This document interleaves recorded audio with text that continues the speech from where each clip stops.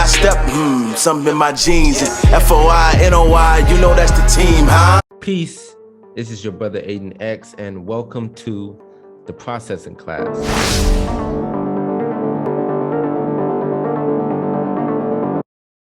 Peace. This is brother Aidan X. Welcome to the processing class. Right now, I got me a lovely sister by the name of Aliyah. She is the owner of Lovely Sweets Cupcakes, and she is a follower and defender of the Honorable Minister Louis Farrakhan. So the first question I'd like to ask you, sister, is, were you born in a nation, or did you happen to join? Yes, sir. So I was born in a nation. I was born in under my grandmother, and she kind of joined, I don't know if it was right before the Most Honorable Elijah Muhammad's departure or it was after. But from her, my moms, my uncles, they all just decided to register over. And then my mom's children, which is myself, the third generation nation babies, decided to register over as well. So once I, was born into Islam, I knew of Islam, but once I decided to accept it for myself, that's when I knew that Islam was for me. So yes, sir, that answers that. Yes, ma'am. What age did you decide that it was for you? Okay, yes, sir. So at the age of 16, I officially made, I was contemplating it. I was battling peer pressure from going to a lost found high school. And, you have the pressure between the fun of the world. And then I just loved how the Vanguard looked on the forefront. My mom was a POC when I was the age of 16. She was a point of contact for the Vanguard here in North New Jersey. And when I just seen how resilient, how strong the Vanguard were here in North New Jersey, it made me contemplate, the fund for that. And then that's when I officially made my decision, that I always, that I wanted to join on to the class. I always, had it in me, the fun of the world wasn't for me. But at the age of 16, I made my decision to officially join on. So yes, sir. Yes, ma'am. What has the Nation of Islam done to your self-esteem? Because with a lot of young females, especially in this world, females just in general, have a very low self-esteem because of how this world is, the world of Satan. So what would you say the Nation of Islam has done for your self-esteem and your confidence? Well, it definitely had validated a lot of points when it comes to Satan's world versus Allah's world. And it showed me that Satan's world is just an illusion. When you go to Satan, he'll give you something sweet, but it seems like you'll never be satisfied because you just don't know the knowledge of self, and you're constantly trying to find yourself. You're trying to try new things, you're trying to find validation. And it seems like, okay, finally get onto the trend to be validated, and it's still not enough. But when you have the knowledge of self, as when the Honorable Minister Louis Farrakhan teaches us as the Black woman how powerful we are, how valuable we are, how we are the mother of civilization, it made me understand that, okay, Satan's world is just a temporary satisfaction of validation that degrades me of just showing my skin. But when I came, studying the Honorable Minister Louis Farrakhan, how he teaches on the divine value of woman, it makes me feel secure and powerful every time, even facing obstacles. Because being a mom, I have 4 children. When you have to just feel like you have the weight of the world on your shoulders, it seems like it's a never-ending story. But when the Honorable Minister Louis Farrakhan teaches us that we are valuable and 75% of the work with us is with us, it keeps me going to know that, okay, I'm doing something right. I'm on the right path. And if I deviate, it's not going to give me anything.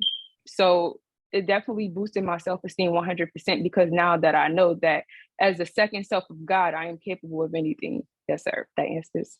That was a great answer. Yes, sir. Thank you. One of the things here, and of course, I'm an FOI, so I understand, but a lot of people watching this may not understand, how did you feel about the covering of yourself? Like, for example, some people watching this may say, what's that on your head? Do you feel dignified covering yourself? Because a lot of people in this world think, showing your skin is a showing of freedom. It's a showing of your body, a body appreciation. So how did you feel about covering up and putting a headpiece on? Because a lot of sisters like to show off their hair. That's a big thing, doing your hair, having the weaves, having the lace fronts. So how did you feel about covering up and covering your hair specifically? Yes, sir. So at first, it's not easy. It's definitely something that you have to contemplate, especially in this world that's constantly showing you that, you can look good and feel good compared to making a sacrifice of covering your hair. It's constantly a battle, but it does make me feel dignified. It makes me feel secure. It makes me feel protected, and it makes me feel strong because not only am I doing what Allah wants us to do, but I am actually not falling into the tricks of the hands of Satan. I'm actually doing things by, the God prophesied in the books, the Bible, the Holy Quran, teaching us to be modest and cover ourselves and, just doing something right. And then you see what these girls go through on a daily who are half naked, how they get disrespected, how they finding themselves in life or death situation. And it's just like, okay, if that's the answer to being uncovered, just covering yourself, it makes me feel protected. And then it gives others an outside view of, okay, that sister, you have to, maintain yourself a certain way when dealing with her because she stands out from the rest. Not saying that she's better in any way, but, the way you carry yourself determines how people will respect you. And it definitely, brought me security in my mind, knowing that this is the way because it gives a better outcome in a world as sick as this. Yes, ma'am. And was that your choice? Because some people watching was this your choice, or was your husband or some man forcing you to cover up? It was my choice. It was a journey. It wasn't an overnight thing. But as I became more in love with Islam and I see more of how sick this world is getting and how more of our women are becoming more and more unclothed, and how the outcomes they're getting, it's just like, okay, this is what's for me. My covering is my protection, and Allah is allowing things to happen to manifest why we need to do what He's telling us to do. Yes, ma'am. Yes, ma'am. How has being registered and the teaching specifically, how has it impacted you as a mother? Because you just said you had, 4 kids. How has that impacted you as a mother specifically? Yes. So being a registered Muslim, which I'm so grateful to the Honorable Minister Louis Farrakhan and Most Honorable Elijah Muhammad, it has impacted me in many ways, in the way I just every, little thing that people may seem normal of this world. And then when we are being taught about the vaccines, it makes me look more into detail of everything that goes into my children's bodies. We as MGT, we have our 7 units, how to take care of our children. So, when I'm taking care of my children, I know that I have to identify everything because the Honorable Minister Louis Farrakhan has taught us that they are killing us off by the food. So now that I'm being taught by the man of God, I'm looking at ingredients. I'm making sure my children's food are safe, whole, and organic. They're being fed well based on how to eat to live. I make sure they are watching the most appropriate things because we are taught how to give birth to a God, not just pregnancy, but even as their children. What they're watching mentally will give birth into fruition through their actions if you allow them to, watch certain things. So, just being their first nurse, nursing them back to health, not sending them off into the devil's playfield where they could just inject them with any kind of medication they feel or just come up with some kind of diagnosis and where we can nurse our children back to health at home. And also as well, teaching my children, because we are taught that our children are above this world's education. It's just our Islam is so advanced, so it doesn't start with their curriculum. It doesn't stop with their curriculum. We teach them at their grade level and above, much more. So it has impacted me as a mother in many ways. I just, I pray for our people because I see our people, just in the stuff they feed their children, how, I'm doing more research on the ingredients that they're putting mainly in children's food, such as the dye red 40, yellow 3, Yeah. causing ADHD, misbehaviors, cancers. And, I know most moms, we get busy, especially when you're a single mom. Understandable. You can't always work, balance the world, but they're purposely putting all of these behavioral problems and sicknesses in our children. And it just made me really be on my post, with these teachings and, trying to rear these gods because it's like a death plot on us and our children. So it impacted me in many ways. Yes, ma'am. Yes, ma'am. So you spoke about teaching and feeding your children, which is very important. But is that the only role for women in the MGT or Muslim women? Are they just to take care of their kids? Are you allowed to work? What do you think the role is for Muslim women, for those watching this that know nothing about Islam at all? Yes, sir. So that is our base. We are taught that that is our base, because wherever you produce, their outcome will start from your base. But that's not where we go. Our gift is we go wherever Allah bless us to go. Allah gifts us all. And after we have secured our base, which is first and foremost, if Allah gravitate us towards where we want to go, then that's where we will be. We have MD2 who are nurses, doctors, business owners, teachers, and so much more.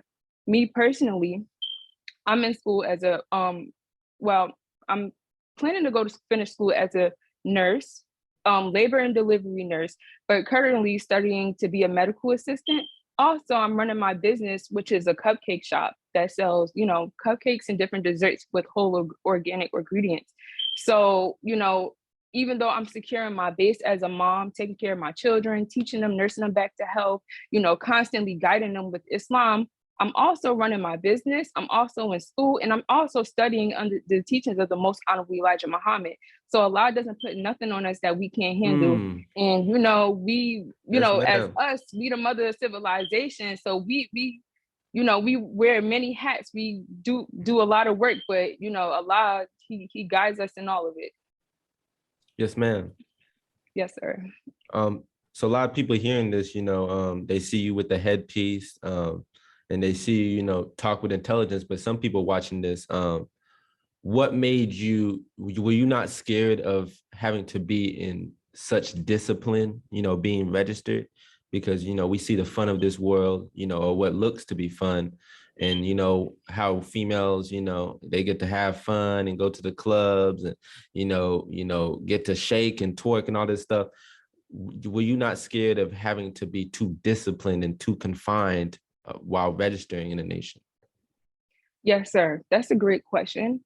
Honestly, as a teenager, I was like that. I was gravitating towards both. But when I joined the Vanguard class at the age of 17, I was so motivated from working. It kept me grounded in Islam. So constantly doing security, being on a laboring staff, traveling, meeting, building a sisterhood, not just only within my city, but across the nation. It kept my mind off of that even as a teenager. So I didn't have time to focus on the world. And then once I started settling down, having children, it was just like, okay, I don't want my children to gravitate for what's in that world. So that also kept me motivated to stay focused in my Islam. So it wasn't too much of a big trial for me because I already had my mind made up at the beginning that wasn't for me. But as I kept going, and when when the Most Honorable Elijah Muhammad said, keep working, I kept working in my Islam, and it kept me motivated. It kept me grounded. So it wasn't a big issue for me. Yes, ma'am. And just going back to that discipline, because a lot of people watching this, they see the MGT, they see the FOI, and it may look intimidating. It may look like the FOI and the MGT never have fun or never smile.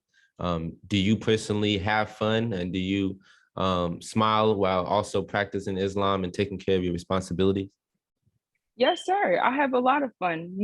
Some people may say, oh, to get that high, you have to resort to the drugs, but it's also a natural high. When Allah bless you, after difficulty comes ease, and you just cherish the greatness in every moment. You don't focus on the ignorance and the wrongness of this world, and you just have righteous fun, go out and dance, enjoy a nice comedy show or watch a righteous movie, or embrace your family, dialoguing with your family, building on the teachings. That brings a lot of natural joy. So we're not those who can't do anything with our lives, but we just try to keep consideration of making sure it's righteousness, because we constantly staying prayerful, because we don't want to gravitate towards this satanic world, because once it has a pull, it'll become a compromise, and it's nothing for us. But it's all kinds of funds we can do righteously. Whatever hobby that you enjoy, just make sure it's something that God would approve of. That's all. Yes, ma'am. Do you ever like get bored of, like you said, following the righteous activity? And how do you prevent from getting, if you don't, how do you prevent from getting bored or, sick of and wanting to be pulled by this world? So I don't get bored at all.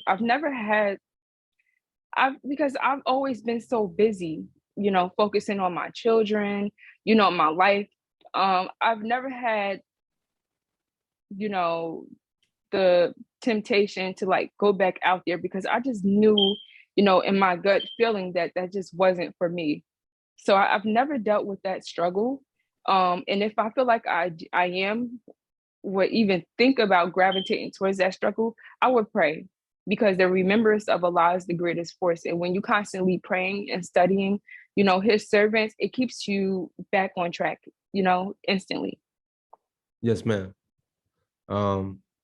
Just a few more questions. A lot of the females watching this, they may be stuck. Like, is there a way, can you be modest and be beautiful at the same time? Because a lot of females, they still want to do their makeup, still want to do their hair, still want to feel and look beautiful.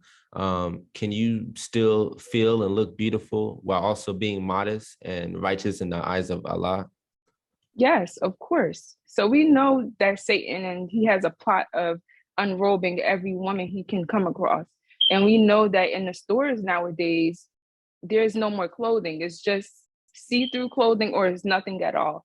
But you can improvise and you can still find your style and be modest and beautiful. We have our Tims, we have our headpiece, and we have our draped scarves. But there's all kinds of accessories and beautiful clothing that you can put together and turn it into what you like. But you just have to be creative, and you just have to gravitate towards what you want. So as long as you put your mind to it, you have a picture of how your style, how you want your style to be, it'll all come into place. Yes, ma'am. So I don't want to take up too much of your time. So I got one more question. What would you tell young women out there who are being either sucked into this world or even thinking about registering into the nation? What would you tell young females out there watching this? Yes, sir. So I would say that if you're being sucked into this world, it's just a temporary satisfaction, and nothing in this world serves us any purpose because it's not for us. Anything that's not from God is not for us. And eventually you'll start to see it manifesting the worldly life, and it doesn't look good on us. And if you decide to register within the Nation of Islam, it's the best example you can make. You will know knowledge of self. You will be with God in a world that's going down because it has served its time, and now it's going out. And you will be able to help bring into a new world, which is the greatest job that any woman can do, especially the mother of civilization. If you do want to join into the Nation of Islam, just know you're making the best decision, because it's not just about us that's living on this planet. It's about the generations that come after us and come after us and come after us. And we want to make sure that's the best generation to come. You heard it first from Sister Aliyah on the processing class. Just want to say thank you. I submit to the God within. Thank you for your time, your effort, your knowledge, Thank wisdom. you. And I pray to Allah that I gain understanding. Salam alaikum, sister. I hope to talk to you Assalamu alaikum. again. Assalamu alaikum.